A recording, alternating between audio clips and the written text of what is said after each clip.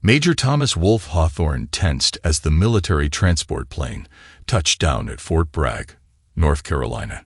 The familiar runway stretched before him, a sight he dreamed of during countless nights in Afghanistan. 2 weeks ahead of schedule, he allowed himself a rare smile, imagining the surprise on his family's faces. His callous fingers traced the worn edges of his phone. No messages, no calls, no responses to any of his communications over the past month. The screen remained stubbornly empty, just as it had throughout his final weeks of deployment. He dismissed it as poor connectivity in the field, but something in his gut, the same instinct that had kept him alive through countless operations, warned him that something was off. The base's relative tranquility felt foreign after 2 years of constant vigilance. No distant explosions, no radio chatter, no perpetual state of readiness. Just the occasional sound of civilian vehicles and the muted conversations of base personnel going about their routine duties. Thomas' mind drifted to his 8-year-old son Nathan. The boy had been just 6 when Thomas deployed, already showing signs of the same iron will that had driven Thomas through Special Forces training. He'd missed Nathan's 7th birthday, his first-grade graduation, his first loose tooth, moments he could never get back. But he was home now, ready to make up for lost time. The taxi ride to the suburbs felt interminable. Thomas watched the familiar landmarks pass by, noting small changes in the neighborhood. New businesses, different traffic patterns, subtle shifts that marked the passage of time. The driver, sensing his passenger's military bearing, maintained a respectful silence. As they pulled up to the colonial-style house, Thomas' tactical awareness immediately registered several discrepancies. The garden had changed. Grace's beloved roses, which she tenderly cultivated for years, were gone. Generic shrubs stood in their place, a bizarrely impersonal touch for a woman who'd won local gardening awards. The house itself appeared different too, less lived in, despite the maintained lawn and trimmed bushes. Mrs. Henderson, their elderly neighbor who'd lived next door for decades, stood frozen on her porch. Her expression shifted from shock to something else. Pity. She opened her mouth as if to speak, then quickly retreated inside her house. Thomas paid the driver and retrieved his duffel bag, his combat-honed senses heightening with each step toward the front door. The key turned smoothly in the lock, but the house that greeted him felt wrong. The walls, once adorned with family photographs documenting their life together, stood bare. The familiar scent of Grace's favorite vanilla candles was replaced by a sterile emptiness. Nathan. Grace? His deep voice echoed through the house. The silence that followed lasted only moments before quick footsteps thundered down the stairs. Dad. Dad? Nathan's voice cracked with emotion as he launched himself from the bottom step. Thomas caught his son mid-flight, the boy's smaller frame colliding with his chest. He held Nathan tight, breathing in the scent of his son's hair, feeling the tremors running through the small body. But even in this moment of reunion, his instincts screamed that something was terribly wrong. Nathan's embrace carried an edge of desperation, his fingers clutching Thomas's uniform with unusual force. "Hey, buddy. I missed you so much," Thomas managed, fighting to keep his voice steady. He pulled back slightly, studying his son's face. Nathan had grown taller, his features more defined. But there was something in his eyes, awareness that no 8-year-old should possess. "Where's Mom?" Thomas asked, though he already knew the answer wouldn't be simple. Nathan's entire body tensed at the question. The boy stepped back, his small face contorting with emotions too complex for his age. "Mom's at church," he began, then paused, his lower lip trembling. "Getting married." The words hit Thomas like a physical blow, but years of combat training kept his expression controlled. "What did you say?" His voice remained steady, though every muscle in his body coiled with tension. "To Uncle Steve," Nathan continued, the words tumbling out now. "Your friend Steve. Everyone's there. Grandma and Grandpa Hawthorne, Aunt Rebecca." He stopped, struggling with what came next. "Says what, son?" Thomas prompted, already knowing he wouldn't like the answer. Nathan's chin lifted, a gesture so like Thomas's own defiant stance that it made his chest ache. "That you're a coward who abandoned us." The boy's voice grew stronger. "But I never believed her, Dad. I knew you'd come back." Thomas's hand rested on his son's shoulder, feeling the slight tremors running through the boy's frame. His mind raced through implications, through betrayals, through the list of people who would pay for this. But first, he needed to be a father. "Nathan, look at me," he commanded, using the same tone that had guided men through combat situations. The boy's eyes met his, searching for reassurance. "I need you to tell me everything. When did this start? What exactly did your mother tell you?" Nathan's story spilled out in fragments. How Steve had started coming over for dinner shortly after Thomas deployed. How Grace had gradually changed. How the family photos had disappeared one by one. The boy's voice cracked when he described overhearing Grace and Steve discussing their plans late one night, thinking he was asleep. "They said you chose the military over us," Nathan whispered, "that you loved war more than family. But I remembered what you told me before you left. That sometimes the hardest thing a man can do is leave the ones he loves to protect them." Thomas's jaw clenched. Every word from his son's mouth was another nail in the coffin of his old life, another betrayal to be answered for. "You did good, son," he said firmly. "You stayed strong. Now it's time for me to do the same." He stood, military training taking over as he formulated his next moves. "Nathan, I need you to make a choice now, and I want you to think carefully about it. Do you want to come with me to the church, or would you rather stay here?" Nathan's response was immediate. "I'm coming with you, Dad. I want to see their faces when they realize you're home." Thomas nodded, pride mixing with the rage building in his chest. "Then let's go show them what real courage looks like." As they walked to the car, Thomas's mind was already racing ahead, calculating angles of attack, identifying weaknesses, planning his assault. He'd spent 2 years fighting enemies in foreign lands, but now he faced a different kind of war, one fought not with bullets and bombs, but with truth and justice. His son's small hand slipped into his as they got into the car. The simple gesture of trust strengthened his resolve. Some men might have broken under this betrayal, might have sought understanding or reconciliation, but Thomas Wolfe Hawthorne wasn't most men. He was a warrior, a leader, a father, and he was about to remind everyone why you don't betray a man who spent his life mastering the art of war. The drive to St. Michael's Church became a tactical operation in Thomas's mind. Each turn brought new information, new pieces of the puzzle, clicking into place with devastating clarity.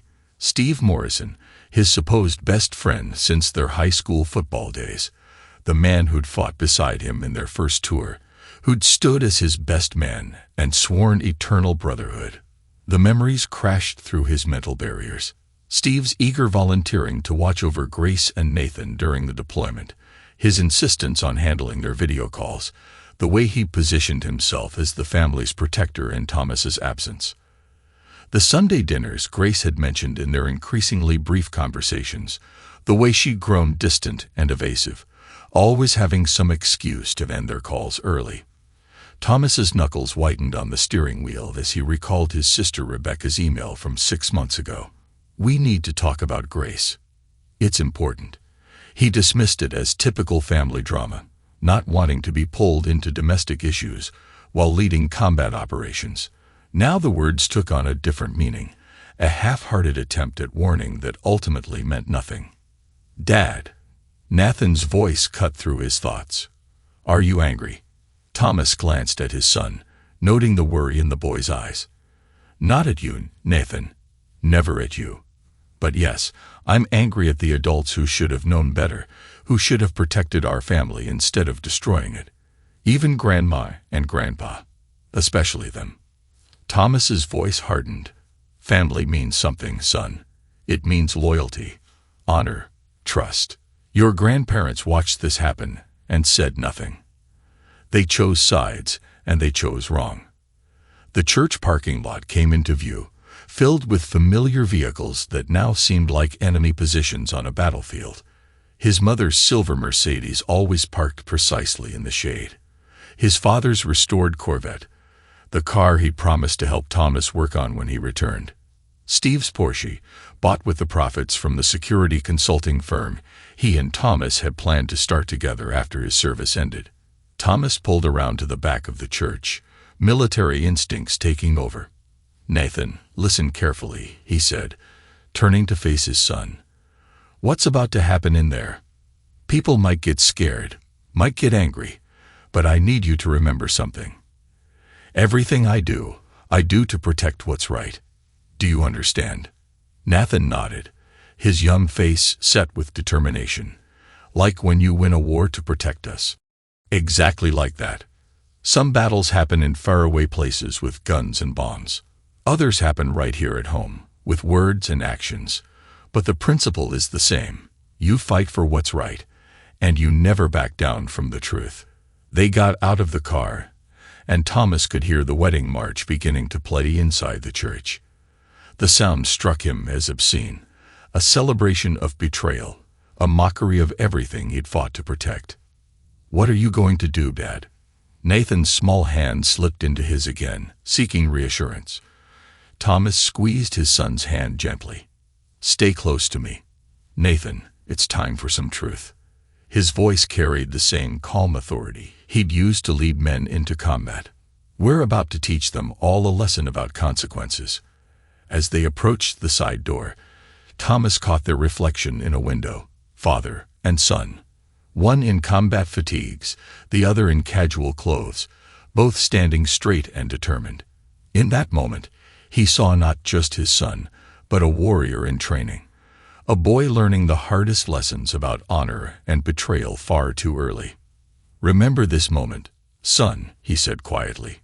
"Remember that sometimes the biggest acts of courage happen not on battlefields, but in moments like this, when we stand up for what's right even when it hurts."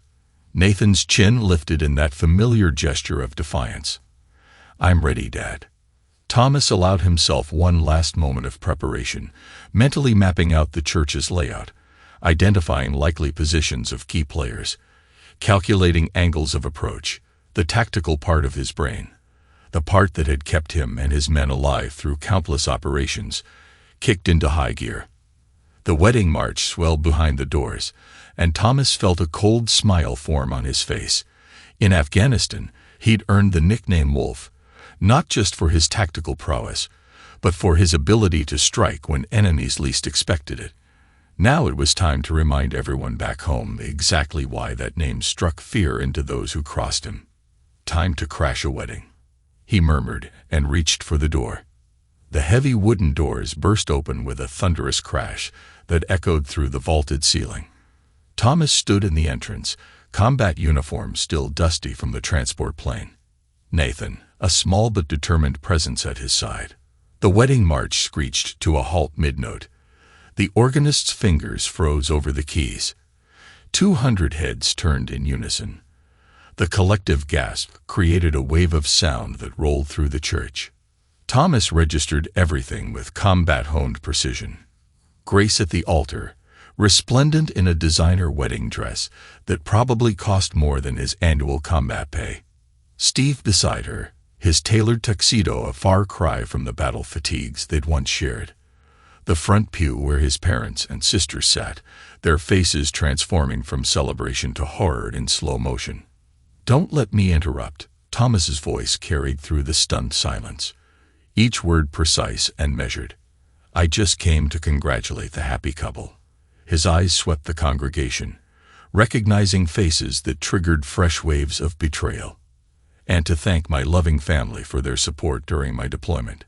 He began walking down the aisle, each step deliberate and controlled. Nathan matched his pace perfectly, the boy's presence adding an extra layer of damning testimony to the scene. Church members shifted in their pews, whispers erupting like nervous gunfire. "Look, there's Sarah from the PTA," Nathan whispered, pointing to a woman who was now trying to disappear into her seat. "She helped Mom pick out wedding flowers. And Mr. Johnson from my school. He's been helping Uncle Steve with business stuff. Thomas nodded, cataloging each face, each betrayal. He recognized members of his old high school football team, veterans from the local VFW post, neighbors who'd promised to look after things while he was deployed. All complicit, all aware, all silent. Grace found her voice first, though it trembled with forced confidence. "Thomas," she said, her hands clutching her bouquet like a shield, "you weren't supposed to be here." Clearly, he reached the altar, looking directly into her eyes. 2 years I spent in combat zones, taking fire, losing men, watching brothers die. His voice remained steady, but carried an edge that made several guests flinch. "While you and Steve played house with my son, with my family's blessing." Steve stepped forward, hands raised in a placating gesture that Thomas remembered from their military days. The same gesture Steve had used when trying to talk down hostile civilians. "Brother, let me explain." Thomas's fist connected with Steve's jaw before he could finish the sentence. The impact was precise, calculated. Everything he'd learned in close combat training compressed into one perfect strike. Steve sprawled across the altar steps, blood staining his pristine white shirt. Several guests screamed. Grace stumbled backward, almost tripping on her wedding dress. The priest quickly moved to protect the sacred implements on the altar. "I'm not your brother." Thomas's voice cut through the chaos like a combat knife. "Brothers don't steal each other's spouses. Brothers don't destroy families." He turned to Grace, who shrank back from his gaze. "And spouses don't betray husbands who are fighting for their country." His mother rushed forward, her designer dress rustling as she moved. "Thomas, please. We only want it. Save it." He cut her off, his tone arctic. "You chose your side. All of you did." He looked at his father, who couldn't meet his eyes. Then at his sister, Rebecca, who was crying silently in the pew. "Now you'll live with the consequences." He turned to address the shocked congregation, his parade ground voice filling every corner of the church. "Let me make sure everyone understands exactly what happened here. My wife and best friend have been having an affair while I served our country. My parents and sister knew and helped hide it. They planned this wedding for the exact time I was supposed to be deployed." He paused, letting each word land like an artillery strike. "Remember their faces. Remember what they did to a soldier who was fighting for them." Nathan's hand tightened in his, and Thomas looked down at his son. The boy's face showed not shame or fear, but pride. A pride in a father who stood up for truth, who faced betrayal with strength rather than weakness. Taking Nathan's hand firmly in his, Thomas turned and walked back down the aisle. The congregation parted before them like water. No one dared to meet his eyes. At the doors, he paused and turned one last time. "Grace, Steve, enjoy your special day." His smile would have been familiar to any enemy who'd faced him in combat, a declaration of war. As they walked out into the daylight, Nathan looked up at his father. "Are we going home now, Dad?" Thomas shook his head. "No, son. We're going to build a new home, and then we're going to teach them all about justice." Behind them, the church erupted into chaos, but Thomas didn't look back. He learned in combat that you never look back once you've launched an attack. You move forward, adapt, overcome, and most importantly, you make your enemies regret ever thinking you were a soft target. The war had begun, and Major Thomas Wolfe Hawthorne was just getting started. The key turned in the lock of Thomas's new rental house, a modest 2-story building across town, far from the haunting emptiness of his former home. Nathan's footsteps echoed through the sparsely furnished rooms as he explored his new territory. "Your rooms are upstairs, second door on the right," Thomas called out. He placed his laptop on the kitchen counter, already plotting his next moves. The military had taught him that intelligence gathering preceded any successful operation. He needed allies, evidence, and a comprehensive battle plan. His phone buzzed with another message from Grace's lawyer. Divorce papers, custody arrangements, attempts to paint him as an unstable veteran. Thomas deleted it without reading. They still thought they were dealing with a conventional enemy. They had no idea what was coming. Major Hawthorne. A sharp knock at the door interrupted his thoughts. Marie Rodriguez, former military intelligence. Lieutenant Colonel Davidson suggested I might be useful. Thomas opened the door to find a compact woman in her 40s, her bearing unmistakably military. She handed him a folder without preamble. Your situation caught my attention. I've already begun preliminary surveillance. Thomas gestured her inside, appreciating her directness. What's your initial assessment? Marie laid out photographs across the counter. They've been planning this for months. Steve Morrison isn't just a friend who got too close. He's been systematically positioning himself to take over your life. She pointed to various images of Steve and Grace at restaurants, family gatherings, school events. He's been building relationships with your business contacts, spreading stories about your abandonment of the family, your parents. They've been actively helping. Thomas's jaw tightened as he examined bank statements, showing his parents' financial contributions to the wedding. How deep does it go? Your sister Rebecca acted as their realtor. Marie pulled out property listings. She's been helping them house hunt while you were deployed. They're planning to move into the Riverside district, using your share of the business profits as a down payment. Nathan's voice drifted down from upstairs. Dad, where should I put my books? I'll be right there, son. Thomas turned back to Marie. What about Nathan? What are their plans for him? Marie's expression hardened. They're preparing to file for full custody, planning to use your military service against you, painting you as an absent father who chose war over family. They've been coaching Nathan, trying to turn him against you. They really have no idea what they're dealing with. Do they? No, Marie agreed. They think they're facing a broken soldier. They don't realize they're up against a tactical expert who specializes in dismantling enemy operations. Thomas began organizing the photos. I need everything. Their movements, communications, financial records, every weakness, every pressure point, every skeleton in their closets. Already on it, Marie pulled out her laptop. Steve's business dealings aren't as clean as they appear. He's been cutting corners, falsifying documents. Your parents' social standing, built on carefully maintained lies. Grace's teaching career. There are some interesting complaints buried in her personnel file. Thomas nodded, military planning mode fully engaged. Time to show them what real psychological warfare looks like. But first, Marie added, I picked up a photo of Steve and Grace at a country club event. Tell me about their routines, their social circles, everyone who enabled this betrayal. For the next hour, they mapped out the enemy terrain. Marie's intelligence was comprehensive. Credit card statements showing expensive dinners, hotel receipts, text messages retrieved from cloud backups. A complete picture of betrayal laid bare in digital footprints. There's something else you should see. Marie hesitated. Your family's group chat messages. They'd been discussing how to handle your return, assuming you survived deployment. Thomas read through the messages, his expression growing colder with each line.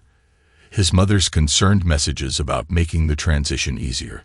His father's financial advice to Steve about managing the anticipated inheritance. His sister's suggestions for handling the inevitable confrontation. They thought they had it all planned out. Thomas said quietly, the grieving widow finding comfort, the devoted friend stepping up, the supportive family helping them heal. A perfect narrative for their social circle. Instead, they got the wolf.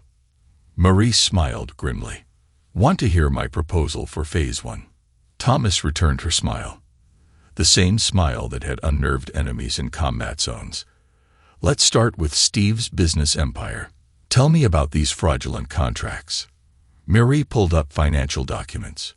He's been using your projected partnership to secure investments. The numbers don't add up.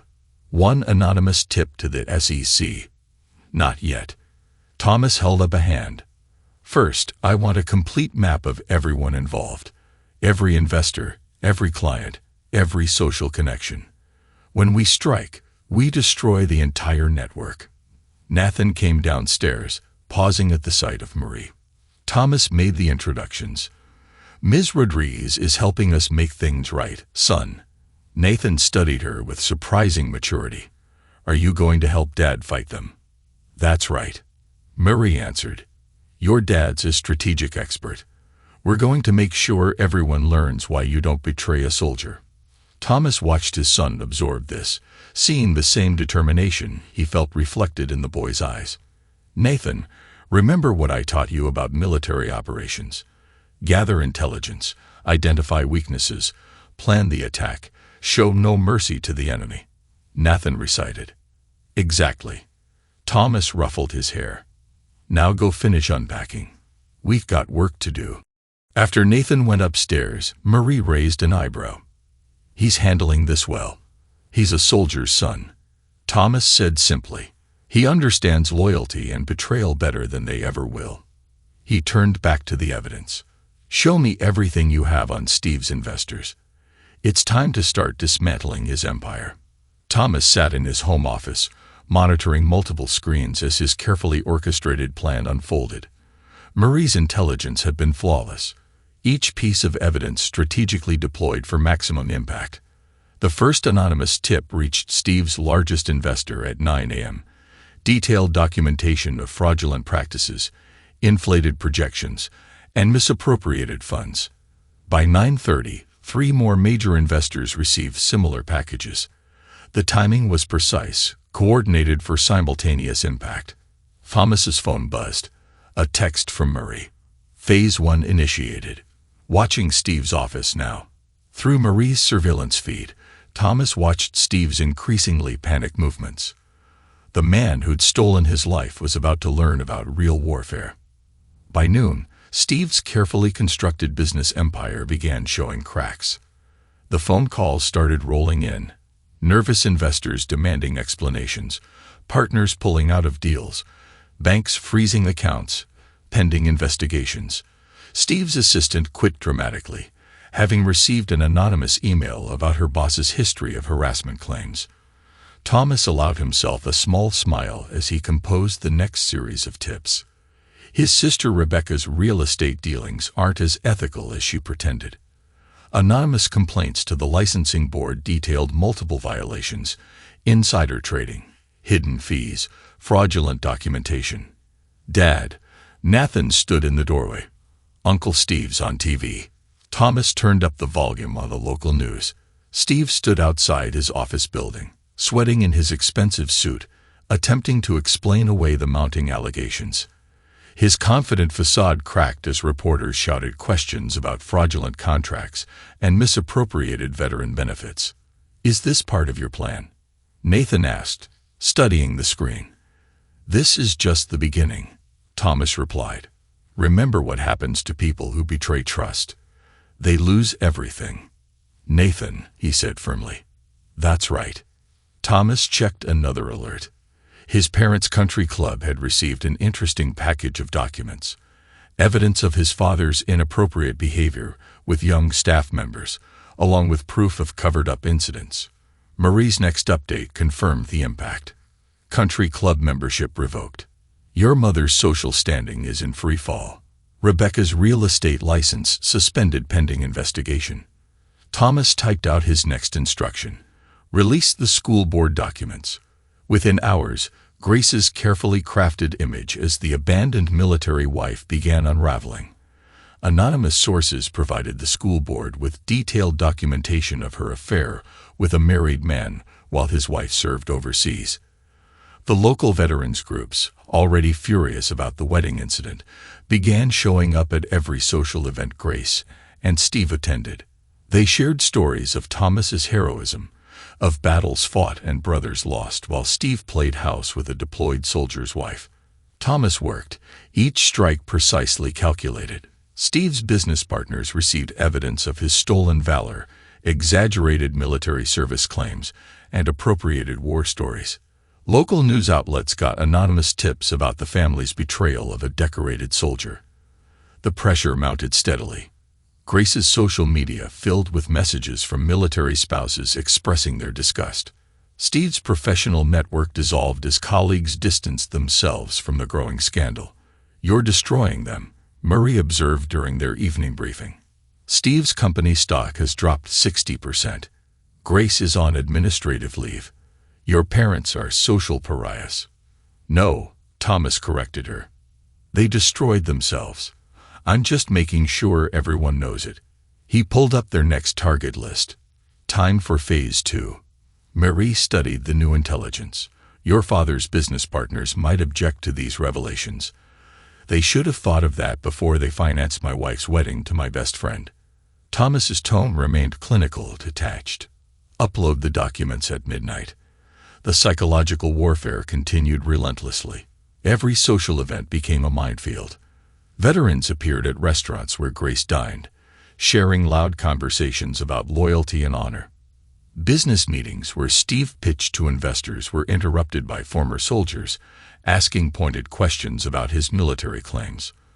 Thomas monitored it all from his command center, directing each strike with tactical precision. Nathan watched and learned, absorbing lessons about consequences and justice. Your mom called, Thomas mentioned one evening. She's begging for a meeting. Nathan looked up from his homework. Are you going to talk to her? No. Thomas showed him the latest intelligence report. She's trying to gather sympathy for their counterattack. But we're ready for that too. The report detailed Grace and Steve's desperate attempts to salvage their reputations, emergency meetings with lawyers, frantic calls to media contacts, attempts to spin the story as persecution by an unstable veteran. They still think they can win this, Marie noted. Thomas's smile was predatory. They haven't figured it out yet. In war, you don't just defeat the enemy. You take away their ability to fight back. The lawsuit arrived exactly as Thomas had predicted. Grace and Steve's lawyers filed for emergency custody, painting him as an unstable veteran devastated by betrayal. His parents submitted sworn statements about his violent outburst at the church. The local papers picked up the story, questioning whether a combat veteran with anger issues should have custody. Thomas read the court documents without expression, noting how they twisted every fact to support their narrative. His punch at the wedding became uncontrolled violence. His tactical dismantling of their lives became dangerous obsession. They're calling you unstable, Marie reported, monitoring the media coverage, claiming PTSD, suggesting you're a threat to Nathan. Right on schedule. Thomas pulled up his prepared countermeasures. Time to show them what real preparation looks like. The custody hearing took place in a packed courtroom. Grace's lawyer presented their case first, weaving the story of a troubled veteran unable to handle betrayal, a danger to himself and others. Steve testified about Thomas's aggressive tendencies, carefully omitting his own role in the betrayal. Thomas sat calmly, watching their performance. Nathan stayed close to his side, refusing to sit with Grace, despite her tearful requests. The boy's loyalty was unmistakable. When Thomas's turn came, he unleashed his own artillery. Colonel James Davidson, his commanding officer, took the stand first. The decorated officer's testimony was devastating. Major Hawthorne is one of the finest officers I've ever commanded, Davidson stated firmly. His psychological evaluations are exemplary. His control under pressure is legendary.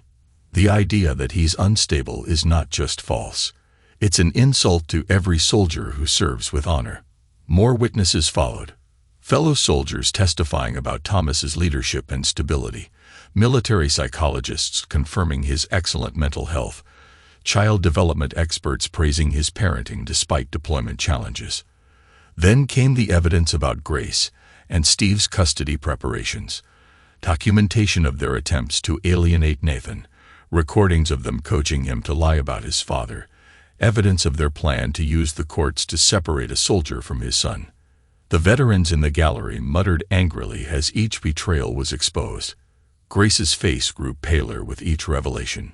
Steve's confident expression crumbled as his carefully constructed narrative collapsed. Finally, Nathan took the stand. The boy stood straight, his father's strength evident in his bearing. They told me to lie about my dad. He testified clearly. Mom and Uncle Steve said to say he was scary and mean. They wanted me to tell the judge that he hurt me. His voice grew stronger. "But my dad's a hero. They're the liars." Grace burst into tears. Steve tried to object, but the judge silenced him with a look. Thomas's parents sat stunned as their grandson's testimony demolished their claims. The judge's ruling was unequivocal. Thomas would retain primary custody. Grace's visitation would be supervised. Her attempts to alienate Nathan from his father would be noted in all future custody considerations. Outside the courtroom, Grace caught Thomas's arm. "Why are you doing this? We could have worked something out." Thomas looked at her with cold eyes. "You didn't just betray me. You betrayed everything I fought for. Everything I believed in." His voice carried the same tone he used with enemies in combat. "Actions have consequences, Grace. You're about to learn exactly what those are." Marie joined them as Grace fled in tears. "They'll appeal the ruling. Let them." Thomas watched his ex-wife's retreat.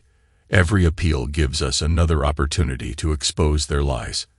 Every legal challenge digs them deeper into the hole they created." Nathan took his father's hand. "Did we win?" Thomas squeezed his son's hand. "This battle, yes. But the war isn't over yet." He turned to Marie. "Time for the next phase. Let's show them what a real counterattack looks like." The message was clear. Thomas Wolfe Hawthorne didn't just fight battles. He destroyed those who betrayed him, systematically and completely. The custody hearing was just another victory in his campaign of total warfare against those who had thought him an easy target. As they left the courthouse, Thomas already had his next moves planned. Grace and Steve had tried to use the legal system against him. Now they would learn why enemies feared his strategic expertise. The war would continue until nothing remained of their comfortable, betrayal-built world. Mary Rodriguez strode into Thomas' office, a thick folder tucked under her arm. Her expression conveyed a predator's satisfaction. "You need to see this," she announced, spreading photographs across his desk. Steve's getting desperate. The surveillance photos revealed Steve meeting with increasingly questionable business contacts in dimly lit parking lots and empty warehouses. Financial records showed large transfers from offshore accounts, loan applications with inflated numbers. "He's borrowing money from some dangerous people," Marie explained, tapping one particular photo. 3 meetings last week with known loan sharks. He's trying to salvage what's left of his empire. Thomas examined the documents. "Show me the contracts." Marie pulled out a stack of papers, forged signatures, backdated documents, fraudulent certifications. He's not even trying to hide it anymore. Just throwing money at anyone who might help him stay afloat. "And my dear family." Thomas's voice carried the same cold efficiency he used when planning combat operations. "They're cracking." Marie's smile held no warmth. "Your parents are fighting constantly. Your mother blames your father for supporting Steve's business ventures. He blames her for encouraging Grace. They've stopped appearing in public together." She pulled up surveillance footage on her tablet. "Your sister Rebecca's marriage is falling apart. Her husband discovered she used their savings to help finance Grace and Steve's house purchase. He's filed for divorce. Grace is drinking heavily. Missed 3 supervised visits with Nathan. Her lawyers are threatening to quit because she can't pay the bills." Mary paused. She tried to get a job at another school district, but our anonymous tips about her history followed. Thomas nodded, satisfied. The pieces are falling perfectly into place. Through the office window, he could see Nathan playing basketball in their new backyard. The boy had grown stronger in recent months, free from the weight of lies and manipulation. "There's something else," Marie added. "Steve's been claiming combat experience to secure military contracts, telling more stories that sound suspiciously like your missions." Thomas's expression hardened. Stolen valor on top of everything else. Time to end this. He picked up his phone and dialed a number he'd been saving. "Diana." "Right. Major Thomas Hawthorne. I have a story about betrayal, stolen valor, and justice that might interest you." The journalist's response was immediate. "The wedding interruption at St. Michael's. That was you. That was just the beginning." How'd you like an exclusive on what happened next? Diana's voice sharpened with professional hunger. I'm listening. Private investigators report financial documents, surveillance photos, evidence of fraud, stolen valor, and conspiracy to alienate a child from his deployed father. Everything verified and documented. Military angle, betrayed soldier, faithless wife, fake war hero, complete with testimony from my commanding officer and fellow soldiers about my actual combat record compared to Steve's fabricated one. Church wedding photos, including shots of my parents and sisters celebrating, while I was dodging bullets in Afghanistan. Diana's excitement was palpable. This is Pulitzer material, Major. When can we meet tomorrow? Bring your photographer. Thomas's voice carried absolute certainty. Time to show the world what happens when you betray a soldier's trust. After hanging up, he turned to Marie. Coordinate with Diana. Make sure she gets everything. Bank records, surveillance photos, court transcripts. I want no detail left uncovered. Full exposure. Marie clarified. No holds barred. They chose this war. Thomas replied. Now they'll see it through to the end. Nathan came inside, sweaty from basketball. Dad, can we get pizza tonight? Thomas smiled at his son, the one pure thing left from his old life. Sure, buddy. But first, I need you to understand something. Things are about to get intense again. People will be talking about us, about what happened. Nathan's young face showed mature comprehension. Because you're going to tell everyone the truth. Exactly. The whole truth. Are you ready for that? The boy straightened, unconsciously mimicking his father's military bearing. They're the ones who should be scared, not us. Right, Dad? That's right, son. Thomas shared a look with Marie. They're about to learn the difference between their comfortable lies and real combat. Marie gathered her documents. I'll coordinate with Diana. Set up a secure location for the interview. Want me to leak anything to the press beforehand? Build anticipation. No, Thomas decided. Let it hit them all at once. Maximum impact. After she left, Thomas stood at his window, watching the setting sun paint the sky in deep purples and reds. Everything he'd done, the intelligence gathering, the strategic strikes, the calculated pressure, had led to this moment. The final offensive was about to begin. Dad, Nathan's voice pulled him from his thoughts. Are Mom and Uncle Steve going to jail? Thomas turned to his son, seeing the same tactical awareness he'd cultivated in his best troops. They're going to face consequences, Nathan. Real ones. That's what happens when you choose betrayal over loyalty. The boy nodded solemnly. Good. No tears, no confusion. Just the pure, clear judgment of a child who'd learned about honor from his father's actions, rather than empty words. Thomas's phone buzzed with a text from Marie. Diana's ready. All pieces in position. He sent a single-word reply. Execute. The endgame was about to begin. Thomas Wolfe Hawthorne had learned patience in combat, waiting for the perfect moment to strike. Now that moment had arrived, and his enemies would finally understand why his men had named him after nature's most ruthless predator. Diana wrote the article, and it hit the morning news cycle like a precision-guided missile. The headline alone was devastating. Betrayal of honor.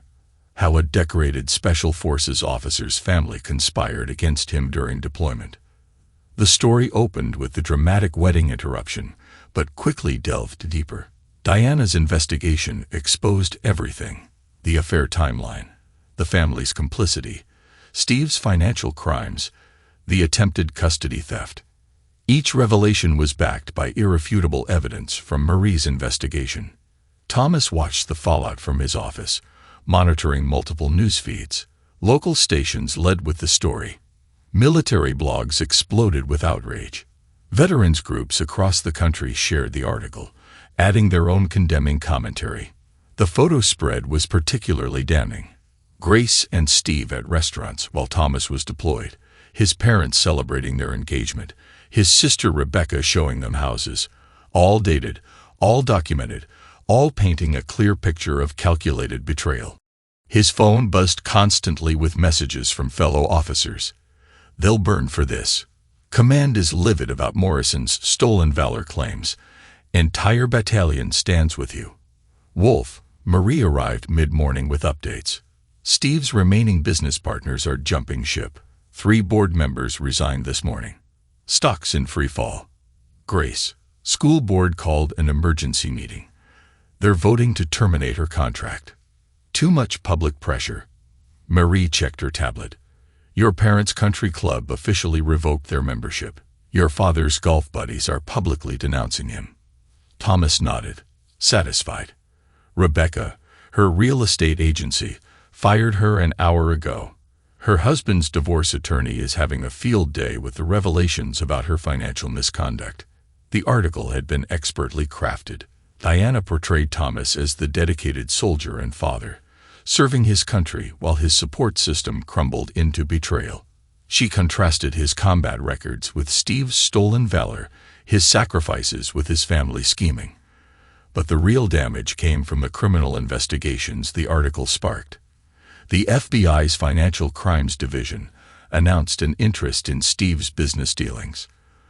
The military launched an investigation into his claims of combat experience. The State Bar opened an inquiry into Grace's sworn custody statements. Thomas's phone rang. "Colonel Davidson, hell of a story." "Wolf. Thank you for your contributions, sir. Military community solidly behind you. We take care of our own." Davidson's voice hardened. "Morrison's finished, using your combat stories to secure contracts. That's not just stolen valor. That's fraud." The colonel paused. "Your parents tried to reach out through command channels. Want to arrange a meeting?" "No contact," Thomas replied firmly. "They chose their side." "Understood. Keep your guard up. Wounded animals are the most dangerous." As if confirming Davidson's warning, Marie arrived with more updates.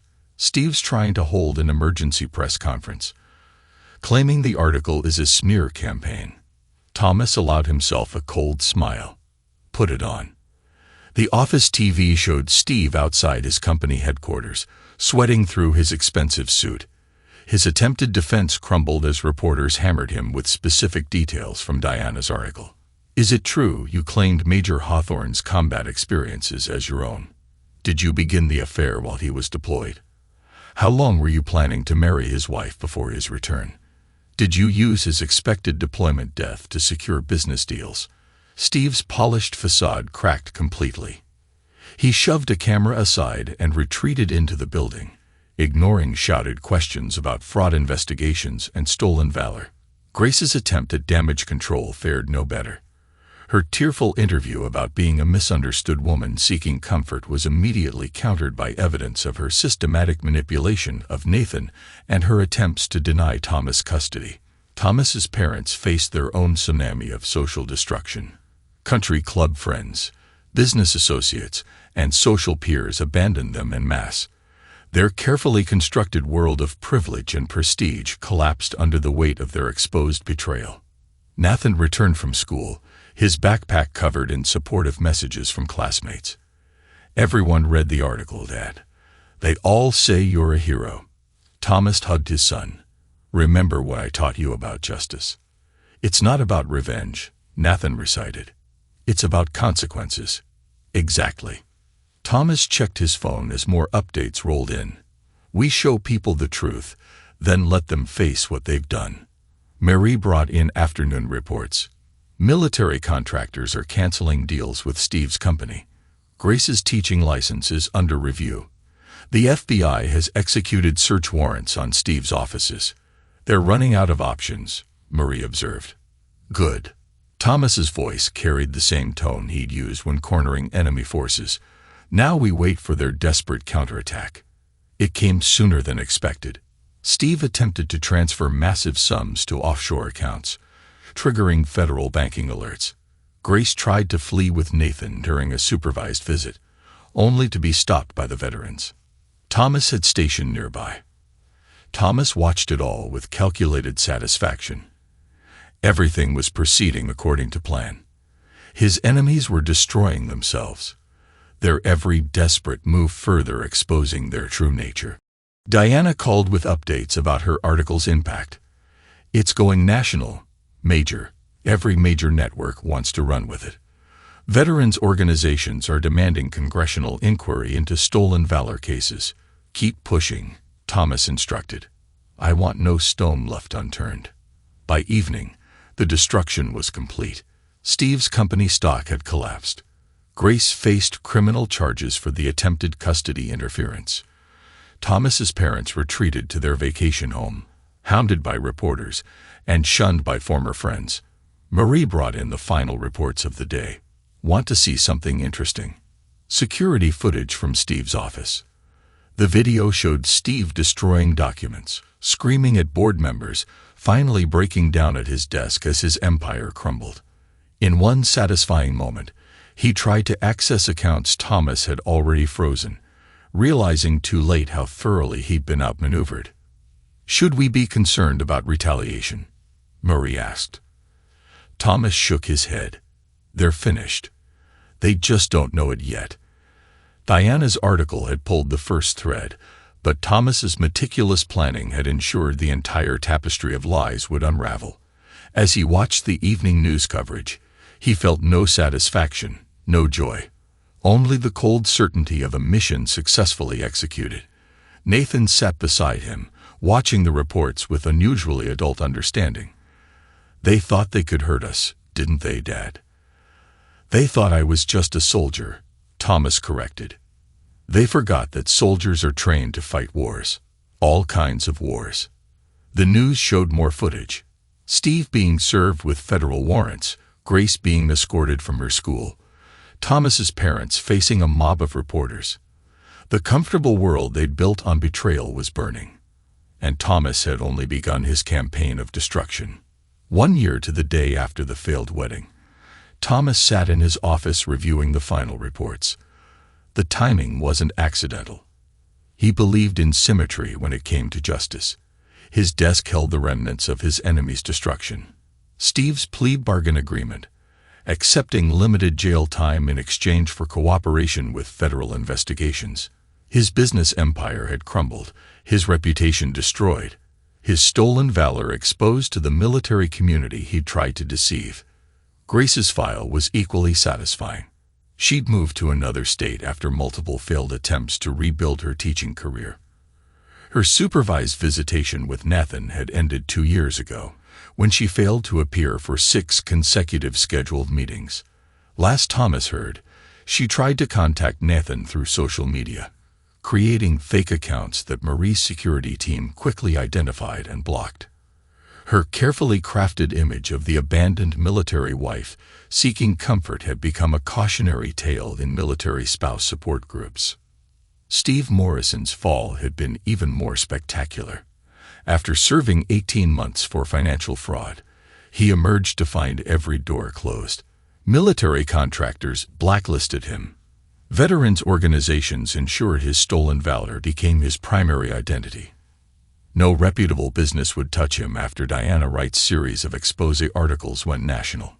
He'd attempted to restart in 3 different cities, using various business names, but Thomas's network of veterans and intelligence specialists tracked each move. Anonymous tips to potential clients and partners consistently revealed his history of betrayal and fraud. Now he lived in a rundown apartment in Cleveland, working as a used car salesman. A fitting job, Thomas thought, for someone so skilled at selling lies. His attempt to write a tell-all book had backfired spectacularly when Diana Wright published a detailed fact-check, destroying what remained of his credibility. Thomas's parents had fared no better. Their divorce had devolved into a bitter fight over rapidly dwindling assets.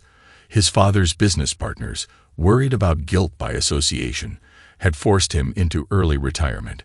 His mother lost her position on every charity board and social committee she'd once dominated. They sent birthday cards to Nathan every year. Each one was returned unopened, marked no contact ordered by court. Their attempts to rebuild their social standing in a new city collapsed when Thomas's veterans network ensured their history followed them. Rebecca, his sister, had tried to reinvent herself after her divorce and bankruptcy. She'd moved to Seattle, attempting to start a life coaching business. The irony wasn't lost on Thomas when her promotional materials emphasized integrity and family values.